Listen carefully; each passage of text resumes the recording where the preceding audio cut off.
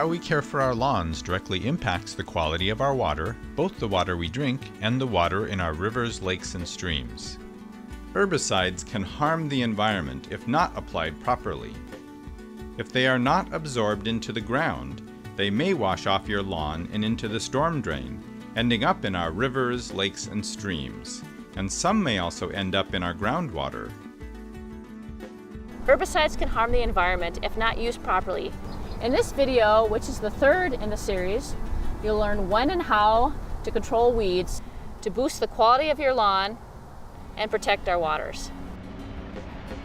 In this video, you will learn how to control weeds by strengthening your lawn through basic lawn care practices and fertilizing according to your lawn's needs. You will learn why it is okay to have some weeds in your yard. You will learn when you may want to consider alternatives to grass. You will learn how to remove weeds without using herbicides. You will learn when and how to use herbicides responsibly and effectively. Once you have learned these concepts, you will be well on your way to having a healthy lawn that is also better for the environment.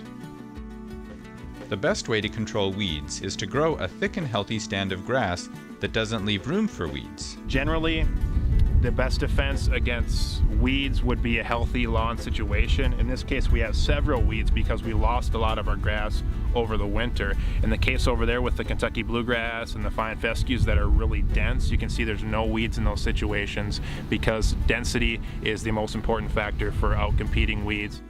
You can strengthen your grass by practicing good lawn care techniques. In the first video in this series, Lawn Care Basics, you learn some simple steps you can take to achieve a healthy lawn that is also good for the environment. Let's first review these steps. Practice proper mowing habits such as mowing at about 3 inches height, not cutting more than 1/3 of the grass blade off each time, using a sharp mower blade, and leaving the grass clippings on the lawn. Aerate in the fall to give roots room to grow and improve water infiltration. Allow grass to go dormant in summer. If you choose to water, water deep and infrequently in the spring and fall, and shallow and more frequently in the summer to match root depth. For more information about basic lawn care, watch Lawn Care Basics at mwmo.org. In the second video in this series, Fertilizing Your Lawn, you learn how to use fertilizer to help strengthen your lawn while reducing its impact on the environment. Let's first review these steps.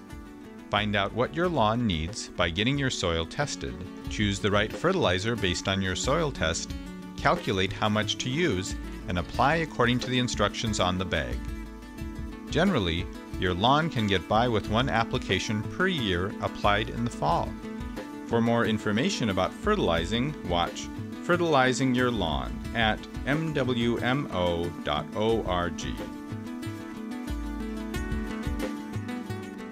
Next, consider tolerating a few weeds. Within a thick and healthy lawn, weeds do not harm the environment, but herbicides can. It takes a lot of herbicide to have a weed-free lawn. Minimize your use of herbicides by tolerating a few weeds. Some clover, violets, or different texture grasses can add interest to your lawn. Clover has the added benefit of adding nitrogen to your soil, which will help strengthen your grass. There are some very attractive clover mixed with turfgrass lawns that have a reduced nitrogen requirement as well, which can be something that's very good for our environment. An easy way to control your weeds is to mow regularly. If weeds are spreading and your lawn is thinning out, it's time to do some weed control. For areas where grass doesn't grow well, consider other alternatives. Weeds are more likely to grow where the conditions are poor, such as along the street, in shade, or where grass is sparse. Try to determine why your grass is not growing well. You may need to improve the conditions through practices like aeration or fertilizing. See videos 1 and 2 in this series for more on these practices. When you can't change the conditions, consider alternatives to grass. You can decide to plant something other than grass in that spot, such as native plants, or you can choose to mulch areas where grass won't grow well. Next, try removing weeds without herbicide. Pulling weeds is the method of removing weeds that is best for the environment. Pulling weeds is a short-term solution, but it can be effective if you keep up on it. Here are some tips for effectively pulling weeds. Pull weeds when they are small and still growing. Get dandelions before the flowers bloom. When removing weeds, try to get as much of the roots as possible. There are many tools for pulling weeds. Experiment and find out which ones work best for you. If you decide to use herbicide, follow these principles of responsible herbicide use. The first principle is to use herbicides as a last resort. Herbicides are potentially harmful chemicals that may end up in our lakes and rivers, contaminating our waters. They may also end up in our drinking water. At high enough levels, herbicides and other pesticides can be harmful to fish, insects, and other wildlife, such as bees, and can harm other plants. People and pets should avoid contact with herbicides. Herbicides are overused and are often unnecessary. They should be your last resort in dealing with weeds. It's so much safer for the dog now that we pulled the weeds instead of spray them. The second principle is, know your weeds and how to treat them. Different weeds must be treated differently. Most weeds can be divided into 4 categories: annual grassy weeds, perennial grassy weeds, annual broadleaf weeds, and perennial broadleaf weeds. Once you understand how a weed grows, you can more effectively treat it. Grassy weeds such as crabgrass and foxtail have long, thin leaves, while broadleaf weeds have wide leaves like flowers, shrubs, and trees. Make sure you read the label on the herbicide. Some herbicides that kill grassy weeds will also kill your grass. Broadleaf plants are not closely related to grass, so you can use a selective herbicide that will not harm your grass as long as you apply it in the proper amount at the right time. However, broadleaf herbicides can kill your trees, shrubs, and flowers too. Be careful how you use them. Annual weeds live for only 1 year, while perennials live many years. Annual weeds should be treated in the spring or early summer when the plants are young and before they drop their seeds. Perennial weeds should be treated in the fall when the plant's energy is being directed at the roots. Now let's look at the 4 main types of weeds. With annual grassy weeds such as crabgrass, the best time to control them is in the spring before they emerge from the soil. A pre-emergent product is used, which means you apply it before the plant sprouts. It kills the crabgrass as it's emerging from seed, but won't kill your existing grass. Crabgrass control should be applied about when the lilacs are almost blooming or forsythia is blooming, usually in May. Perennial grasses such as quackgrass are trickier to control.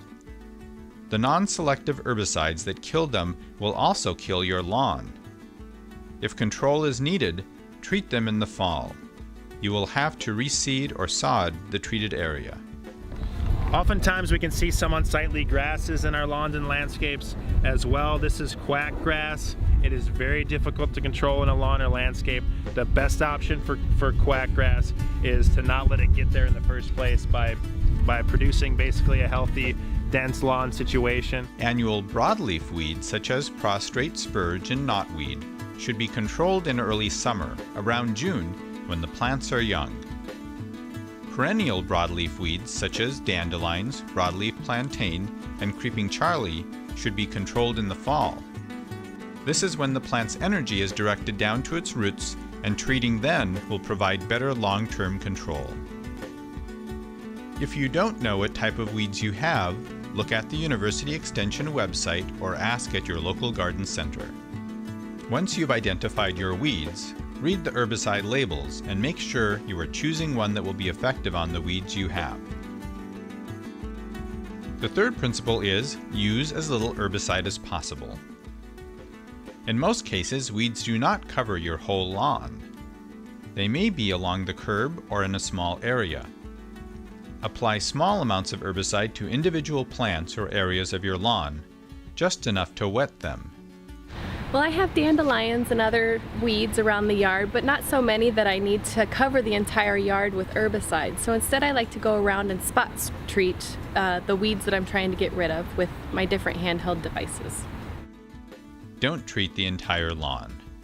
Separate fertilizing, which is for the entire yard, and weed control, which is a spot or small area treatment. Never use a weed and feed product.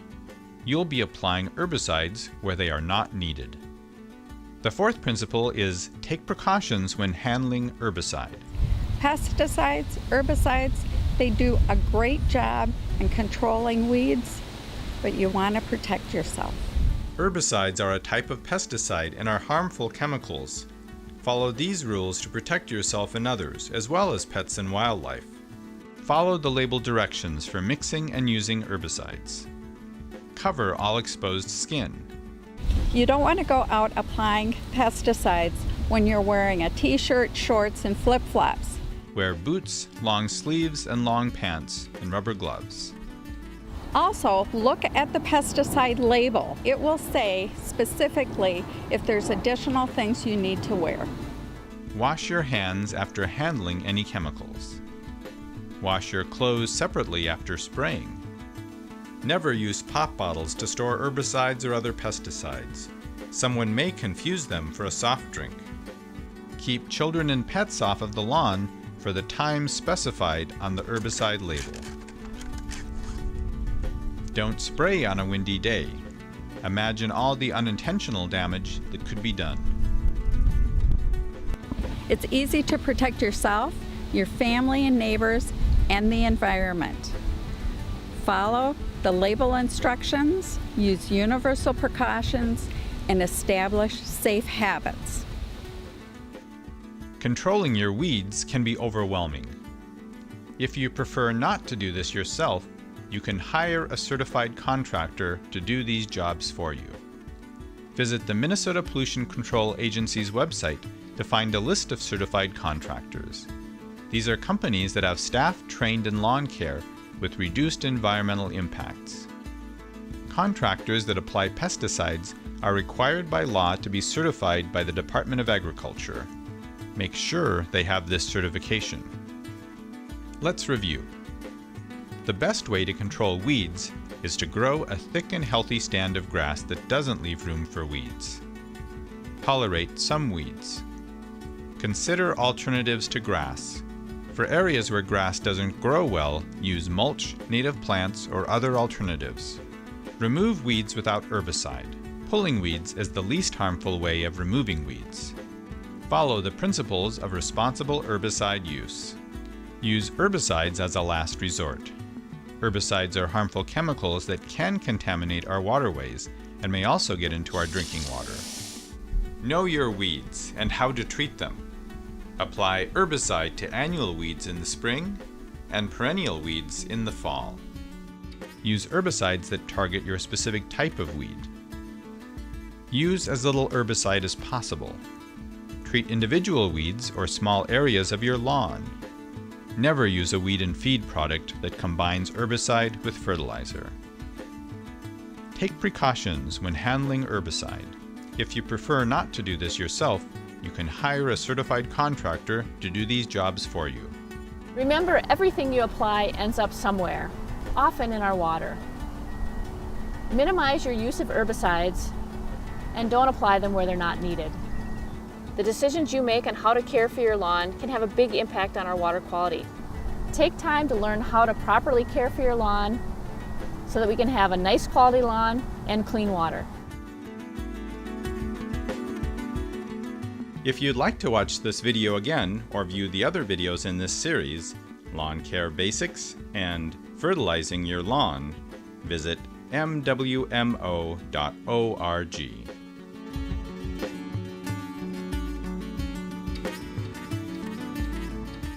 To learn more about native plants, visit www.bluethumb.org. To learn more about identifying weeds, visit www.extension.umn.edu/garden. To find a list of contractors certified in lawn care with reduced environmental impacts, visit www.pca.state.mn.us/turfgrass.